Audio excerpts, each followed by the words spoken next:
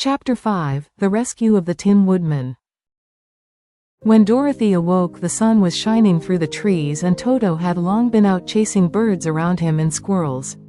She sat up and looked around her. There was the Scarecrow, still standing patiently in his corner, waiting for her.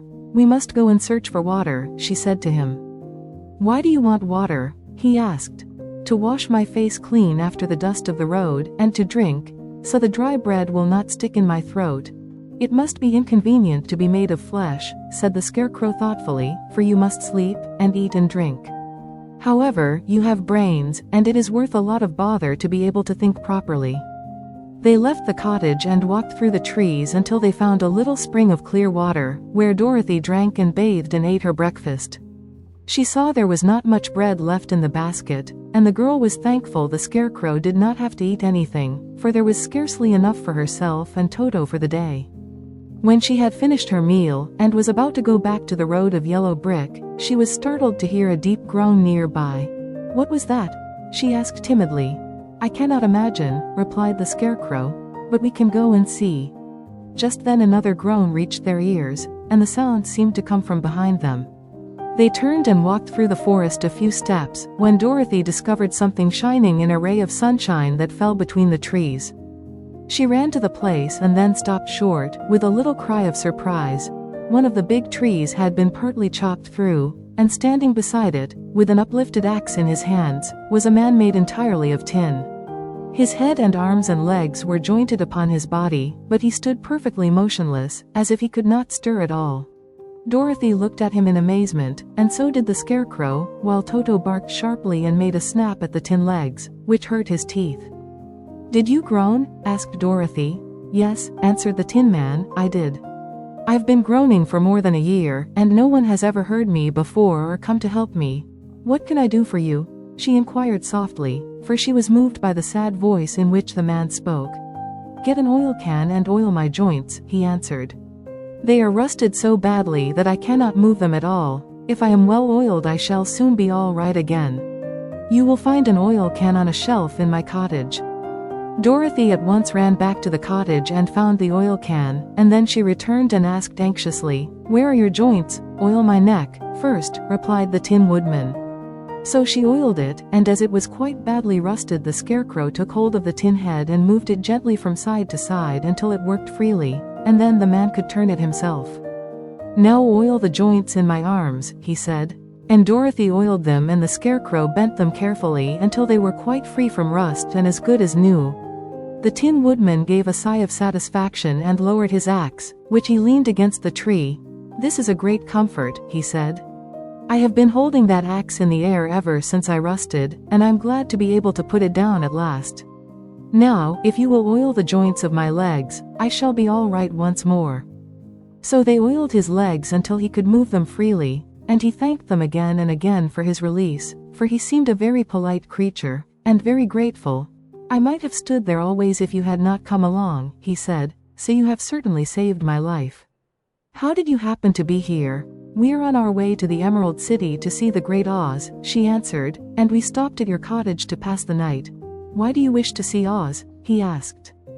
"I want him to send me back to Kansas, and the Scarecrow wants him to put a few brains into his head," she replied. The Tin Woodman appeared to think deeply for a moment. Then he said, "Do you suppose Oz could give me a heart?" "Why, I guess so," Dorothy answered. "It would be as easy as to give the Scarecrow brains." "True," the Tin Woodman returned. "So, if you will allow me to join your party, I will also go to the Emerald City and ask Oz to help me." "Come along," said the Scarecrow heartily, and Dorothy added that she would be pleased to have his company. So the Tin Woodman shouldered his axe and they all passed through the forest until they came to the road that was paved with yellow brick. The Tin Woodman had asked Dorothy to put the oil can in her basket. "For," he said, "if I should get caught in the rain and rust again, I would need the oil can badly."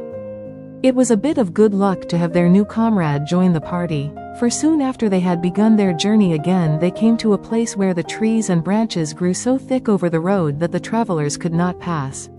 But the Tin Woodman set to work with his axe and chopped so well that soon he cleared a passage for the entire party. Dorothy was thinking so earnestly as they walked along that she did not notice when the Scarecrow stumbled into a hole and rolled over to the side of the road. Indeed, he was obliged to call to her to help him up again. "Why didn't you walk around the hole?" asked the Tin Woodman. "I don't know enough," replied the Scarecrow cheerfully. "My head is stuffed with straw, you know, and that is why I am going to Oz to ask him for some brains." "Oh, I see," said the Tin Woodman. "But, after all, brains are not the best things in the world. Have you any?" inquired the Scarecrow. "No, my head is quite empty," answered the Woodman. "But once I had brains, and a heart also, so, having tried them both, I should much rather have a heart." "And why is that?" asked the Scarecrow. "I will tell you my story, and then you will know." So, while they were walking through the forest, the Tin Woodman told the following story. "I was born the son of a woodman who chopped down trees in the forest and sold the wood for a living. When I grew up, I too became a woodchopper, and after my father died I took care of my old mother as long as she lived. Then I made up my mind that instead of living alone I would marry, so that I might not become lonely. There was one of the Munchkin girls who was so beautiful that I soon grew to love her with all my heart. She, on her part, promised to marry me as soon as I could earn enough money to build a better house for her, so I set to work harder than ever. But the girl lived with an old woman who did not want her to marry anyone, for she was so lazy she wished the girl to remain with her and do the cooking and the housework. So the old woman went to the Wicked Witch of the East and promised her 2 sheep and a cow if she would prevent the marriage.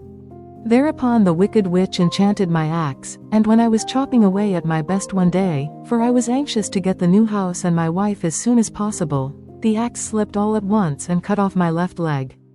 This at first seemed a great misfortune, for I knew a one-legged man could not do very well as a wood chopper. So I went to a tinsmith and had him make me a new leg out of tin. The leg worked very well, once I was used to it. But my action angered the Wicked Witch of the East, for she had promised the old woman I should not marry the pretty Munchkin girl. When I began chopping again, my axe slipped and cut off my right leg. Again I went to the tinsmith, and again he made me a leg out of tin. After this the enchanted axe cut off my arms, one after the other, but, nothing daunted, I had them replaced with tin ones. The Wicked Witch then made the axe slip and cut off my head, and at first I thought that was the end of me. But the tinsmith happened to come along, and he made me a new head out of tin. I thought I had beaten the Wicked Witch then, and I worked harder than ever, but I little knew how cruel my enemy could be. She thought of a new way to kill my love for the beautiful Munchkin maiden, and made my axe slip again, so that it cut right through my body, splitting me into 2 halves. Once more the tinsmith came to my help and made me a body of tin, fastening my tin arms and legs and head to it, by means of joints, so that I could move around as well as ever.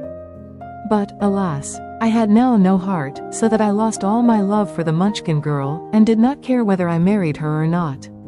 I suppose she is still living with the old woman, waiting for me to come after her.